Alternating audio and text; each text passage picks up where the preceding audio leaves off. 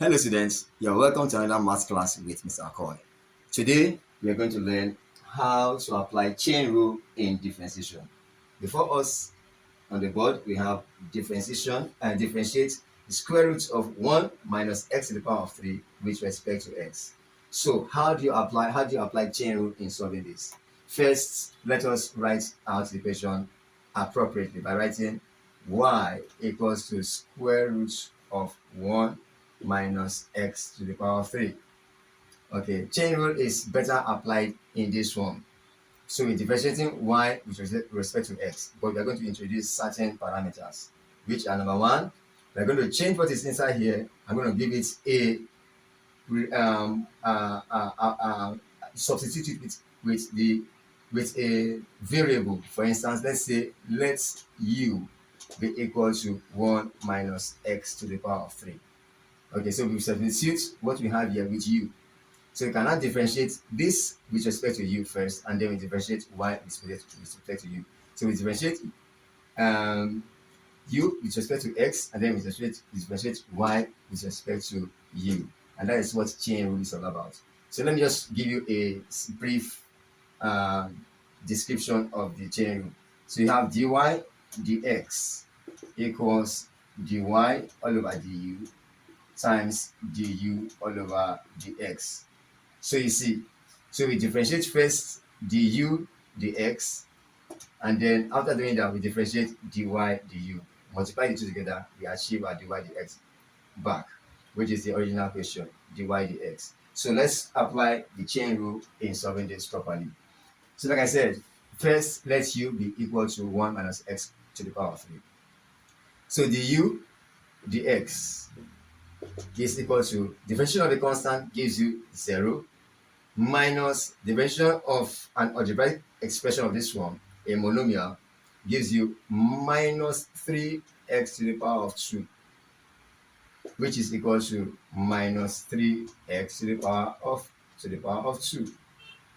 Okay, having achieved this, we can now substitute our u back into the expression where you have y equals square root of 1 minus x cubed becomes square root of y equals to square root of u, because u is used to substitute 1 minus x to the power of 3. So 1 minus y to the 1 minus square root of u can also be rewritten in index form as u to the power of 1 all over 2. So the square root of u can be written in index form as u to the power of 1 over 2, u to the power half. So we differentiate y with respect to u. So differentiating y with respect to u, let's come here to do that. Write y again equals to u to the power of 1 all over 2 for clarity.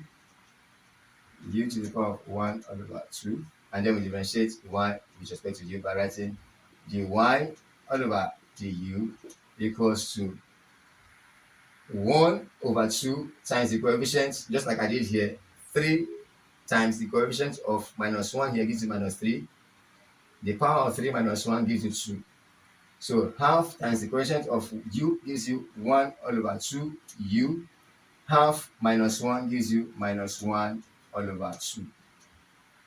Okay, you can reduce this further to 1 all over 2 all over u to the power of 1 all over 2, which can further be reduced to 1 all over 2 all over the square root of u.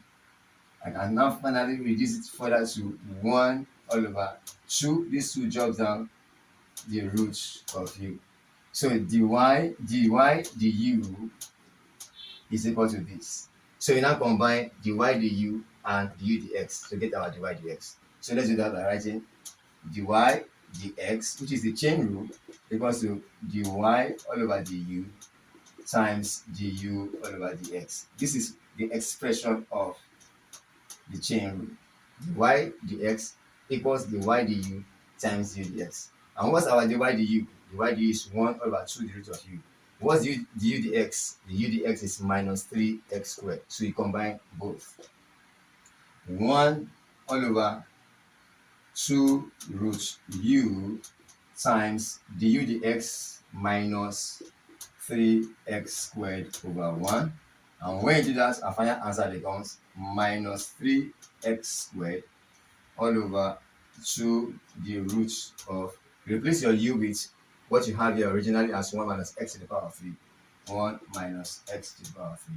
And then you go dy dx is equal to minus 3x squared all over 2. Let me write the 2 boldly. It's not the square root, just 2 times the square root of 1 minus x to the power of 3. So this is the way to go in applying the chain rule. If you find this explanation helpful, kindly give the video a like, comment your questions, and also subscribe for more. Thank you very much for watching, and bye bye for now.